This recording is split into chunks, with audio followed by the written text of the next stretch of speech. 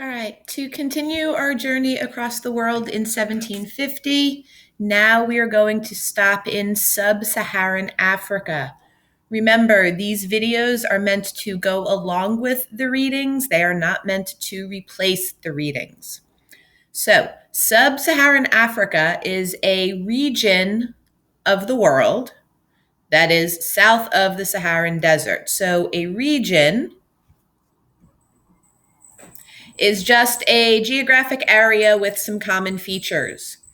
These can be naturally occurring features, like Sub Saharan Africa is the part of Africa south of the Saharan Desert.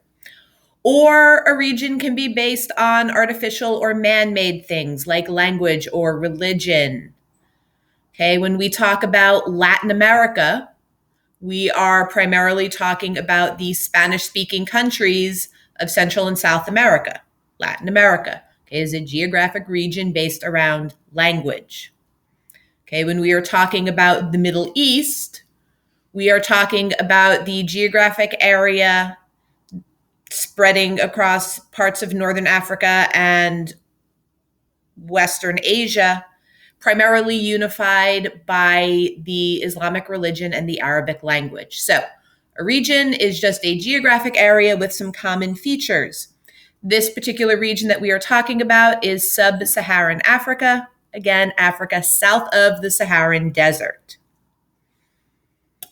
Okay.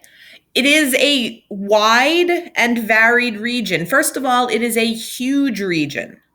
Okay. Africa is a massive continent, and most of it is south of the Saharan Desert. So geographically, this is a very varied area. Okay. It is also very varied culturally, but there are some common features that I want to discuss. I also do want to point out that geography greatly influences this area.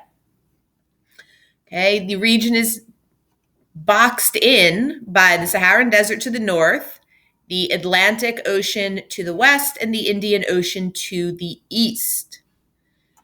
Okay. These boundaries, though, were not solid. Okay, there were trade routes across the Saharan Desert and the Indian Ocean for hundreds, if not thousands of years. And by 1750, there's also a lot of trade across the Atlantic Ocean. So let's start taking a look at just some of what you would find in sub-Saharan Africa. Okay, you saw a wide variety of governments. Okay, some places, like where the Kojans lived, were built around small communities. We would consider tribes. Okay, and the Kojans lived in what we would today call South Africa, and they were some of the earliest people to have prolonged conflict with the Europeans, and this did not go well for them. Much of this region was wiped out by disease.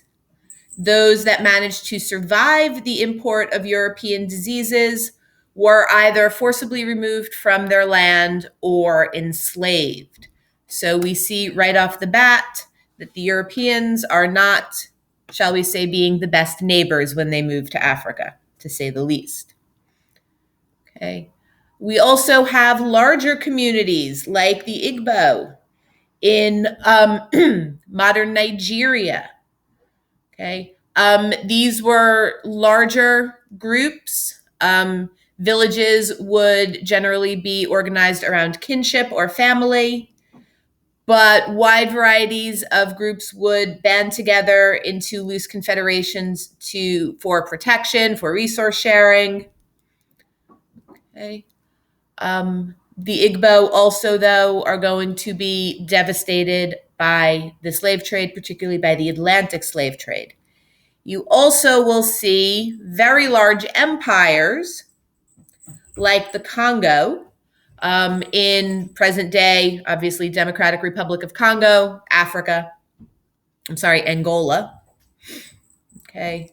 And for a long time, longer than some other parts of Africa, these empires prosper. through trade, both with the Europeans and trade across the Indian Ocean. And part of why they are able to survive and thrive longer is because this part of Africa is densely jungled and was not as accessible to the Europeans. But the slave trade will eventually bring about the collapse of these empires as well. Okay. Another feature that served to unify people across Africa was religion. Now, this is what you're looking at now, a very simplified modern map of religion in Africa. And you see much of northern Africa and down along the eastern coast of the Indian Ocean is predominantly Muslim. And you see much of Sub Saharan Africa is predominantly Christian. These divides were not as stark in the 1700s, but you did see large expanses of Islam both across northern Africa and down the coast of the Indian Ocean. And that served to unify people not just through religion and language, because where the Muslim religion spreads, you generally also see the spread of the Arabic language, and people who speak the same language are far more likely to be unified. Okay. But you also see these groups more closely tied together through trade, because it is largely economic forces and merchants that will spread Islam across Africa, and those trade ties stay. Now, unfortunately, by 1750, much of Africa is seeing the negative impact of the slave trade. Millions of Africans were enslaved and forcibly taken, not only to the Americas, but into Northern Africa and into Arabia. Okay, the Europeans are not the only people coming and enslaving Africans. All right. The broader Muslim empires, the Ottoman Empire, the Persian Empire, other Muslim regions of the world also practice slavery, and as a general rule will not enslave other Muslims. So they are also raiding sub-Saharan Africa for people to enslave. Okay. And this will have dire consequences across the continent of Africa. Many parts of the continent are going to fall victim to internal warfare, lawlessness, and the rise of warlords. Okay. In 1750, there are still parts of Africa untouched by the chaos brought by the Europeans, but the percentages of Africa remaining independent from the Europeans are going to decrease year by year until by 1900, there will literally only be one independent country left on the entire continent of Africa.